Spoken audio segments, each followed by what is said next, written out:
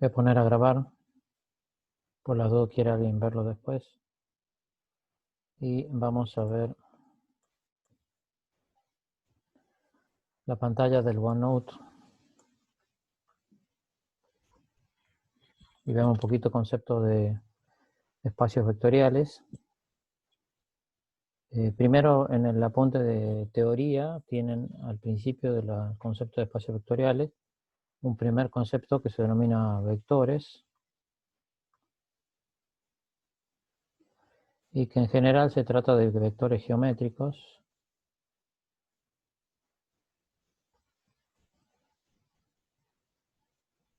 entendiendo vectores geométricos como el análisis de magnitudes vectoriales que se desarrollaron fuertemente en matemática por requerimiento de física. Hay ciertas magnitudes que son escalares, que solo importa el valor mismo de la magnitud, y en física hay o relevante, digamos que son magnitudes vectoriales, que son aquellas que son relevantes no solamente su magnitud o módulo, también su dirección, sentido y punto de aplicación. Entonces, en general, van a haber vectores geométricos como conjuntos numéricos de Rn, donde Rn me representa un conjunto de n-plas ordenadas de números reales.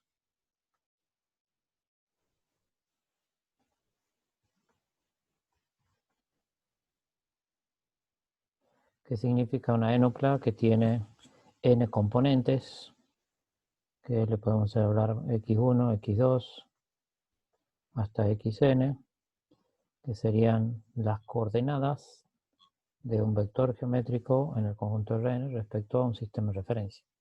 ¿Y por qué se llama Rn el conjunto? Porque todas estas coordenadas son números reales, o sea que tengo coordenadas de números reales n veces. Lo más sencillo es trabajar en R2 o R3, que sería el plano en 2 dimensiones, o el espacio, donde ya trabajamos en 3 dimensiones. Ustedes han visto seguramente en el secundario, en 2 dimensiones, cuando tenemos los vectores, desde el origen hacia un cierto punto A, o podía tener vectores que unían 2 puntos, A y B. Acá puedo tener un vector A, y acá un vector que va desde el punto A hacia el B, sería aquel que lo represento por una pequeña flechita que une el punto A al punto B, y que lo puedo calcular como la diferencia de B menos A. Esto sería en R2 en 2 dimensiones, y en 3 dimensiones ya trabajábamos con 3 ejes, X y Z. Hasta acá tenemos 2 ejes, Y, X. Y en 3 dimensiones ya tenemos que construir como un paralelepípedo para encontrar las coordenadas de cualquier vector geométrico en el espacio. Ya después, desde R3 nos podemos ir a R4, que es una cuaterna ordenada de números reales, pero como cuesta graficarlo, digamos, normalmente no lo representamos gráficamente, ¿no?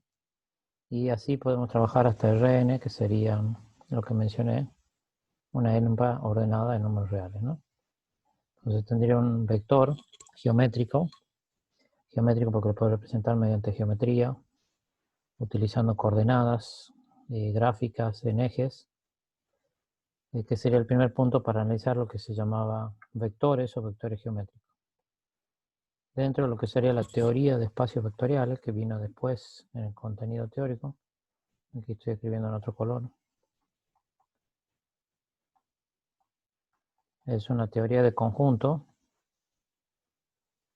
donde hablamos en general de un conjunto B o W, y hablamos de un cuerpo K, otro conjunto, generalmente numérico, que corresponde a los números reales, y dentro de este conjunto inicial, el B tenía elementos que los puedo representar por valores diferentes B1, B2, B3 hasta B sub n, o sea, podría tener n elementos dentro de ese conjunto, y que se llaman genéricamente vectores también. Por eso se llama espacio vectorial, porque sus elementos les denominamos vectores, que no necesariamente son iguales a los vectores geométricos que se vio en la primera parte, ¿no? Acá, como vieron, podía tener vectores que podían ser elementos como matrices, como polinomios, como ternas o cuaternas o enuplas ordenadas también de números reales. O sea que este concepto de espacio vectorial engloba también a lo que fuera vectores geométricos si consideramos vectores geométricos como un conjunto numérico que le puede denominar B. Entonces B en general es una letra, B o W, para hablar de un conjunto numérico. Y decimos que este conjunto, con una aplicación de ciertas reglas sobre el cuerpo K, tiene estructura de espacio vectorial si se verificaban los 10 axiomas. Ya tenía que cumplir 10 leyes para que tuviera estructura de espacio vectorial. Entonces tenemos del 1 al 5 aquellas leyes, por así llamarlas internas, porque hablaba de la composición de vectores, en particular con respecto a la suma. Suma también, que la podemos analizar como diferencia de vectores. Si consideramos el segundo vector con un signo negativo, con un escalar premultiplicador negativo. Y que ustedes han visto los 5 axiomas, que si tenemos dos vectores en este conjunto de espacio vectorial, o este conjunto que tiene estructura de espacio vectorial, si lo sumábamos, siempre la suma me queda dentro del mismo conjunto. El elemento nulo también está dentro de este conjunto, que sería el elemento neutro, el elemento nulo. Y así componíamos, digamos, las 5 leyes de composición interna, entre las que estaba incluida la ley de composición interna y otras más, ¿no? El opuesto aditivo, el nulo y demás. Y después del 6 hasta el 10 tienen leyes que le podemos llamar externas, donde se aplican sobre el cuerpo K, tal que si yo multiplicaba un vector B del primer conjunto B mayúscula, digamos, por K, el resultado me queda dentro del conjunto original, alfa por B. Entonces, todas estas leyes actúan sobre un cuerpo K, que generalmente son los reales, y el resultado siempre me daba dentro del conjunto B madre, por así llamarlo, el conjunto B que responde a la estructura de espacio vectorial. Y como la operación que estaba implicada era siempre producto por un escalar, se la representa en forma genérica para un conjunto B, que sería la estructura o el conjunto que voy a analizar si tiene estructura de espacio vectorial, con las operaciones de suma dentro de sus vectores, las leyes internas, sobre un cuerpo K y una multiplicación de un escalar del cuerpo K sobre los elementos del conjunto B. Si se cumplen estos 10 axiomas, decimos que la cuaterna tiene estructura de espacio vectorial. No hablamos solamente de B corta, mayúscula, digamos, como un conjunto que es espacio vectorial, sino que hablamos de una cuaterna porque involucran operaciones entre ellos, y aparte involucra un cuerpo K. O sea, el conjunto en sí mismo B no tendría estructura de espacio vectorial si no está afectado sobre un cuerpo K, que es el que le da la posibilidad de hacer esas operaciones entre vectores, ¿no? ¿Se va entendiendo hasta ahí? ¿Alguna pregunta?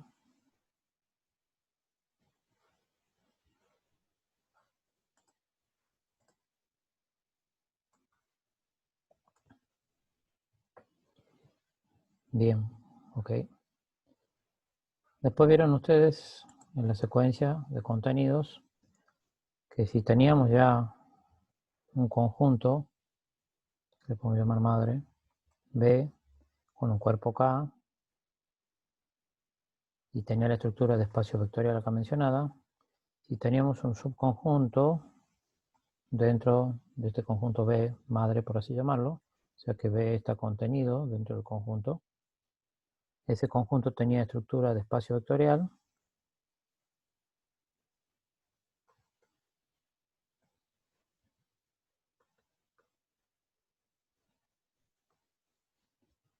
siendo que el conjunto B era una estructura de espacio vectorial, o sea que tienen que estar formando parte de un conjunto que sobre un cuerpo K tiene una estructura de espacio vectorial.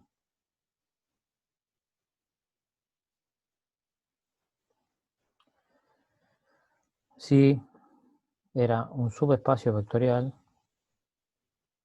de B y cumplía un set acotado de 3 axiomas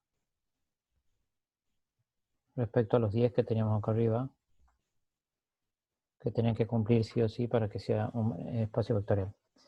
O sea, el hecho de que esté dentro de una estructura, ese subconjunto W, que tiene estructura de espacio vectorial, si cumplía estos 3 axiomas reducidos, tenía estructura de espacio vectorial. El primero en general, a pesar de que no lo menciona acá, es que este W tiene que ser distinto del vacío, o sea que tiene que tener por lo menos un elemento.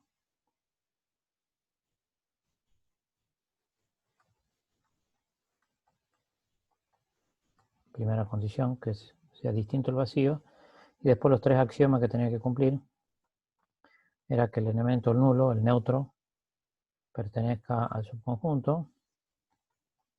Segundo, que cumpla la ley de composición interna, que era suma de 2 vectores que pertenecían al conjunto W. La suma de esos 2 vectores tenía que quedar dentro del mismo conjunto. Sumo B1, B2, la suma queda dentro del mismo W, o sea, no podía quedar afuera del conjunto B minúscula. El B minúscula, mayúscula, perdón, B corta, mayúscula, B corta, mayúscula. Y la tercera condición a la de composición externa, que si lo aplicaba a la multiplicación de un escalar de ese conjunto W por algún escalar del campo K, lo llamamos alfa, el resultado caía dentro del mismo conjunto. Aquí parece que tuviera fuera, pero está dentro porque es alfa por B. Y se cumplían esos 3 axiomas reducidos, o 3 leyes reducidas de los 10. Decíamos que el conjunto W, con respecto a la suma, el cuerpo K y el producto por un escalar, tiene estructura de espacio vectorial.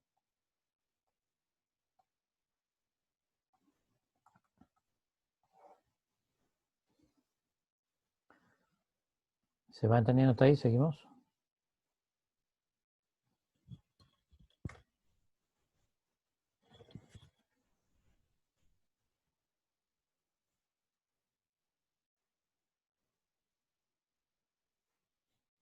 Bien. Luego han visto ustedes conceptos como combinación lineal de vectores. Si yo tengo una serie de vectores dentro del conjunto, puede ser B o W, no importa la letra que utilicen, mientras lo definen como conjunto. Acá le voy a poner la letra B mayúscula para representar el cuerpo, el conjunto madre, por así llamarlo. Si yo tenía un conjunto de vectores, subconjunto de vectores contenido en B, que le llamo B1, B2, B3 y hasta Bn, pueden tener n componentes, podía generar una combinación lineal entre los vectores.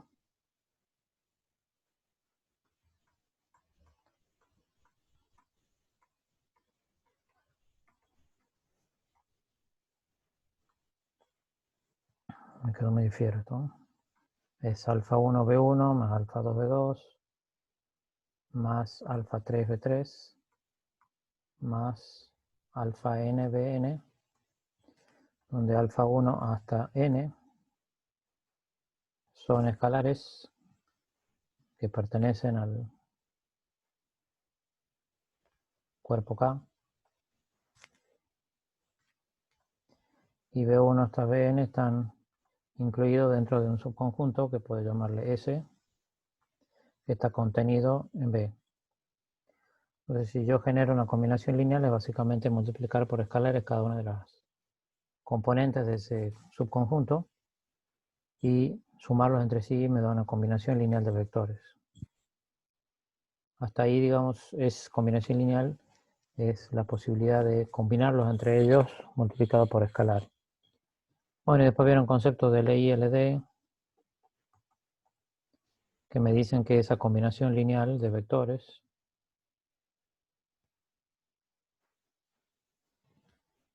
si lo igualo al vector nulo del espacio,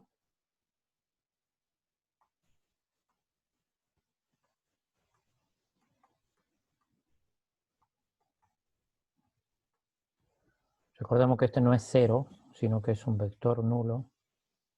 Si fueran los números reales sí sería 0, si fuera R2 sería 0, 0. En R el vector nulo sí es igual a 0, en R2 el vector nulo es 0, 0. Y así sucesivamente. Si hablamos de matrices, será la matriz nula. Por eso no hablamos solamente de un número 0, sino como concepto del vector nulo del conjunto. Entonces, si la combinación lineal de vectores igualados al vector nulo se verifica solamente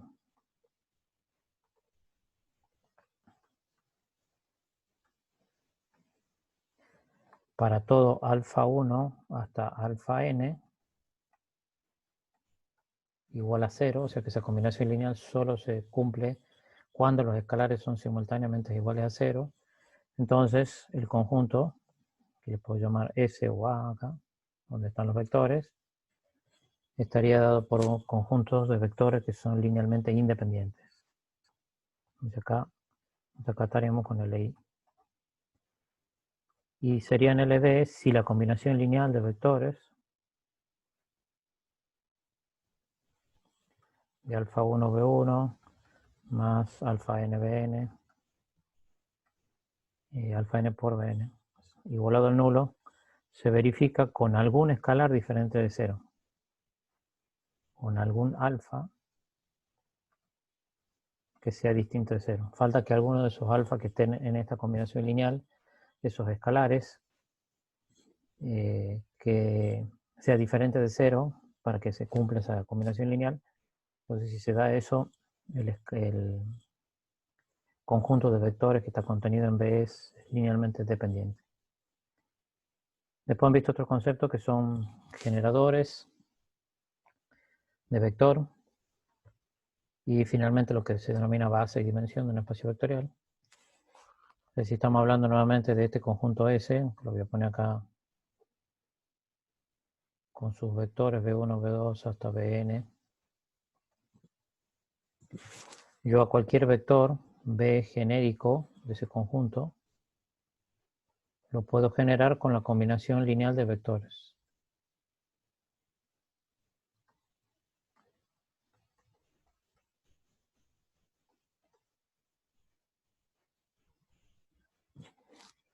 ¿Sí? Entonces ese B podía obtenerlo ya no igualando la combinación lineal de vectores al vector nulo, sino a ese vector que estoy queriendo generar desde el espacio vectorial. Y esto se verificaba con algunos escalares que podían ser iguales a 0 o no. Entonces acá ya tenía lo que se llamaba generador de un conjunto, porque ese subconjunto de vectores puede generar o obtenerse cualquier vector del conjunto mediante una combinación lineal de vectores.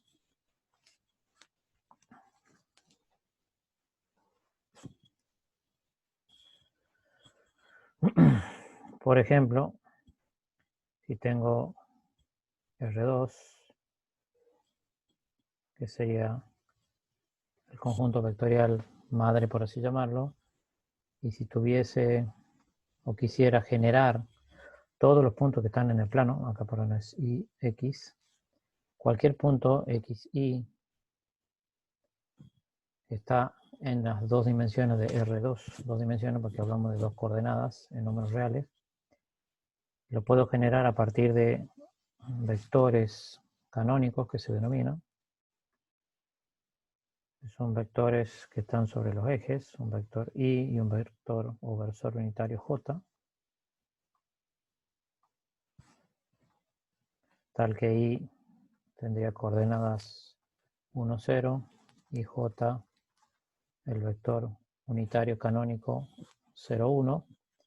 Entonces a x y lo puedo generar como alfa 1 por 1, 0 más alfa 2 por 0, 1.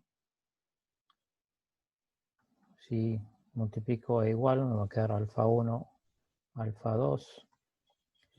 Entonces llegamos que X va a ser igual a alfa 1 e Y igual a alfa 2. Con lo cual cualquier par ordenado del conjunto numérico de R2 puede ser escrito como X por el 1, 0 más Y por el 0, 1. Entonces tendría la posibilidad de generar cualquier punto del plano en 2 dimensiones con los vectores canónicos que se denominan el IJ. O puedo tener subconjuntos de R2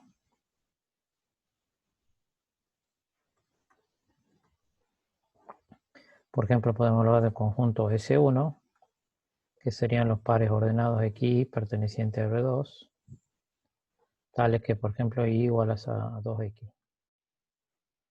O sea que acá no estoy con todos los infinitos puntos que están sobre el plano, sino que yo estoy con un subconjunto de R2, que si yo lo graficara en dos ejes,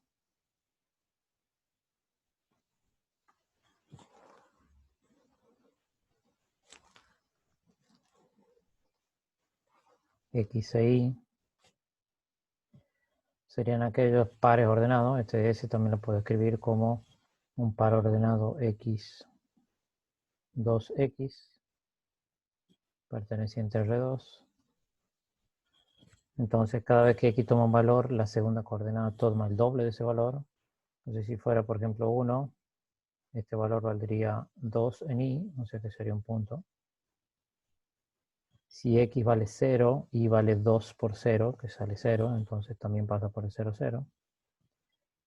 Y como se trata simplemente de una recta,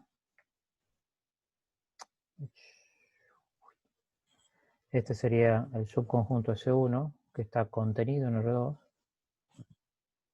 y que no son todos los infinitos puntos que están en el plano, sino son los infinitos puntos que están sobre la recta. Y ese subconjunto S, coordenadas X, Y, lo puedo generar a partir de la composición del elemento genérico. Si tengo X, 2X, puedo sacar factor común X, 1, 2.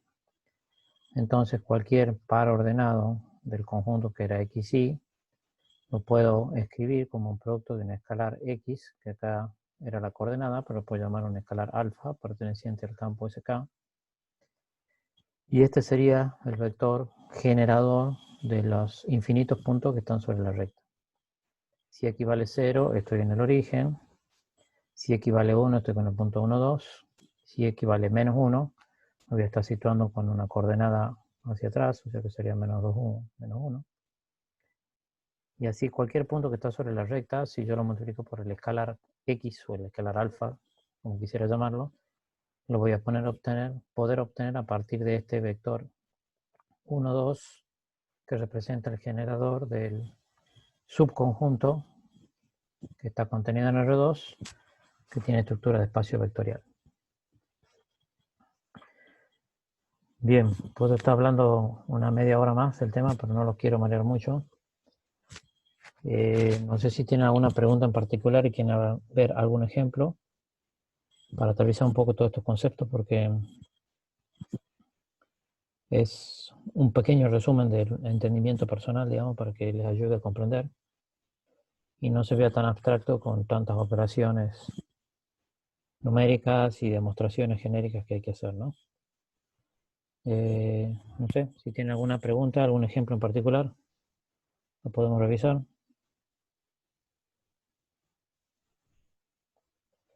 Recuerden que el miércoles se entrega la tarea y el sábado está el autoevaluativo del concepto de espacios vectoriales. Ya la otra semana comenzamos funciones, ¿no?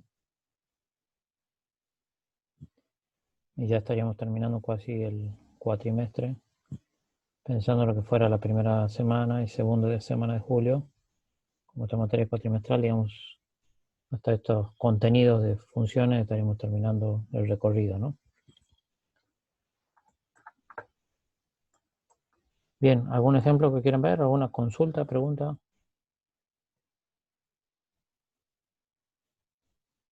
A ver, veamos el 20C. Me está preguntando Abraham ahí.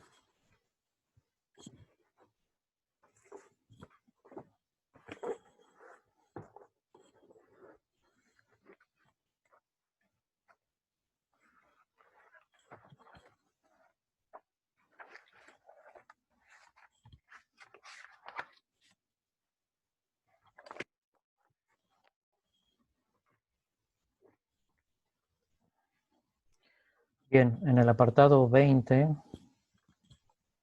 perdón, 20C, ¿no? Sí. Me bajo un poquito acá. Entonces sería página 175. Uy, página 175. Voy a escribir acá en azul. Creo que se ve mejor. El 20C me pide dar una dimensión y base de los siguientes subespacios. El C es un subconjunto que le llamamos S, que tiene elementos A, B, C, D, perteneciente a R4, porque son una cuaterna ordenada de números reales, tal que A es igual a 3B y igual a 2C. ¿Sí? Entonces, en R4 estamos hablando de 4 dimensiones, no lo podemos graficar porque nuestros sentidos no lo permiten. Normalmente graficamos hasta el espacio, que son 3 dimensiones. En 4 dimensiones, pues sería pensando en el aspecto físico, quizás en las 3 dimensiones físicas de posición, más una cuarta dimensión que pudiera ser el tiempo, pensando en una partícula que se está desplazando y cambiando su posición espacial en función del tiempo, ¿no? Entonces las 3 primeras coordenadas serían las coordenadas respecto a un sistema de referencia en metro, y la cuarta pudiera ser un tiempo en la que se va ubicando en diferentes posiciones una partícula, ¿no? Eso como para imaginarnos qué es lo que puede ser. Y no lo podemos representar gráficamente, ¿no? Ahora, todo el conjunto de R4, que sería como el espacio vectorial base, digamos así, que está analizándose, que es el conjunto dentro del cual está contenido. No es todo el conjunto R4, sino que tengo un subconjunto S en el que algunos componentes cumplen esta condición, que A igual a 3B e igual a 2C. Entonces que de esas coordenadas ABC, perdón, del conjunto,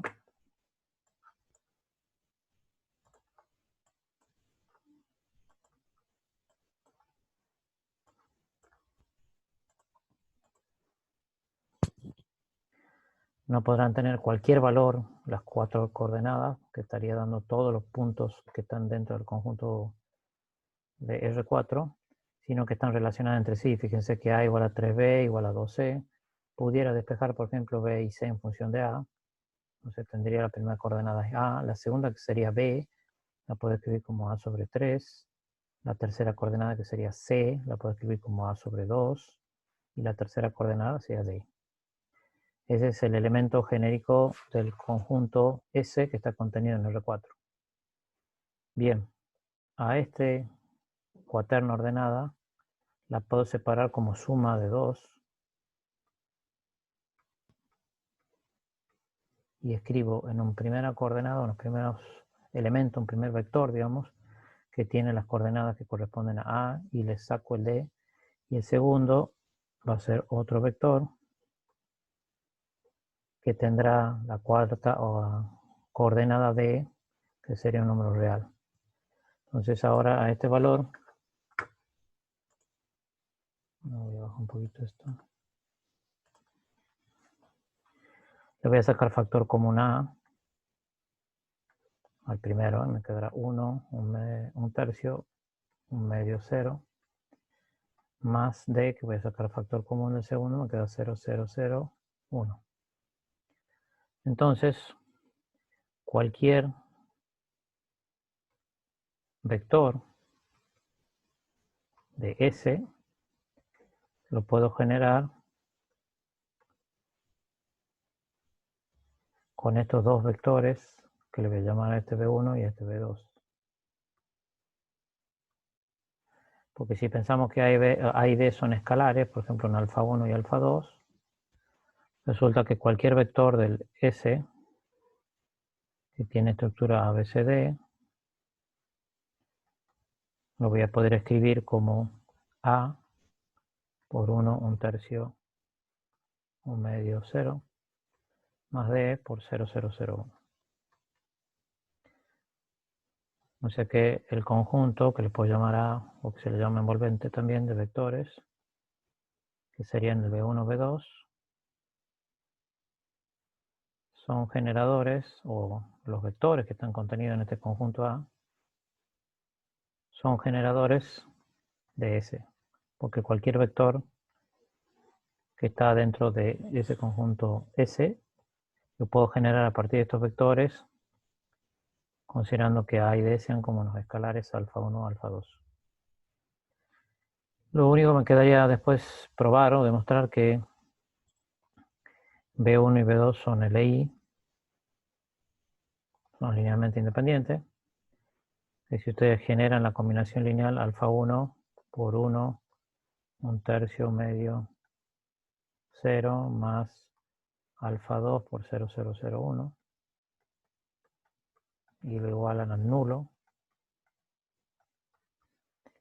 eso se va a verificar solamente con alfa 1 igual a 0, con alfa 1 sobre 3 igual a 0, alfa 1 sobre 2 igual a 0 y alfa 2 igual a 0. O sea que esto se verifica solo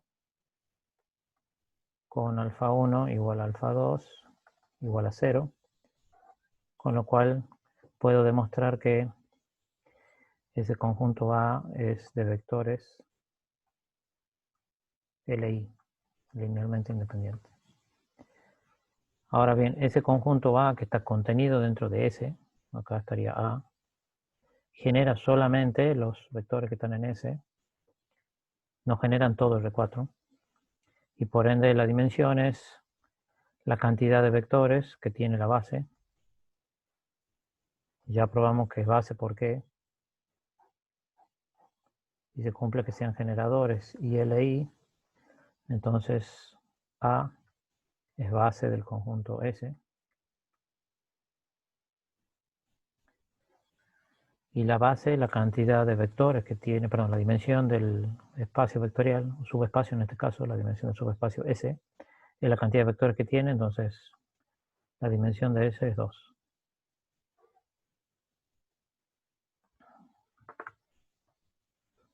¿Está entendido?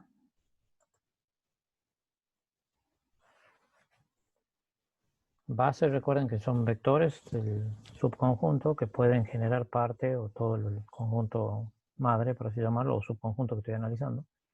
Y dimensiona la cantidad de vectores que conforman una base. Puedo tener más bases, digamos, ¿no? No necesariamente sea solo esta, digamos, pero puedo tener otras bases. Y lo que sí es seguro que cualquier base de S va a tener dos vectores. Por eso tiene dimensión 2. La dimensión de R4 va a ser 4, porque necesito 4 vectores bases o básicos para generar todo el conjunto R4, ¿no? ¿Alguna otra pregunta?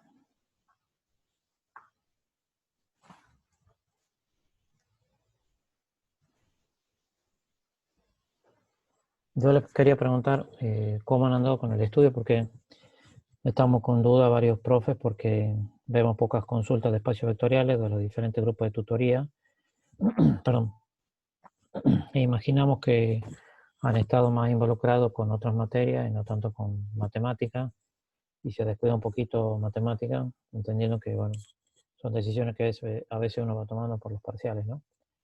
Y bueno, estábamos preocupados que no se ven muchas consultas sobre el tema, si bien hay mucho material para ver, digamos, entre videos, ejercicios resueltos y demás. Bueno, la preocupación era que no hubieran avanzado mucho sobre espacios vectoriales. Como un tema complejo, no sencillo de entender, pensé que había que dejarlo una semanita para que lo vean ustedes tranquilos y vayan preguntando, ¿no? Nosotros también estamos trabajando, estamos corrigiendo de hecho los parciales, así que con bastante actividad, ¿no? Sí, sí, te entiendo, Andrés, sobre eso quería un poco explicarles, porque cuando uno lo pone a ver, parece como receta de cocina que hay que cumplirlas, que si bien tienen su rigurosidad matemática, tiene un concepto por detrás que es la intención de que se lo comprendan o que traten de comprenderlo, ¿no? Eh, Generalmente es de los más complicados para ver, ¿no? No hay problema, no hay que pedir disculpas, digamos. Cada uno está estudiando y Trata de comprender lo mejor que pueda, ¿no? ¿Alguna otra pregunta? De nada, Andrés.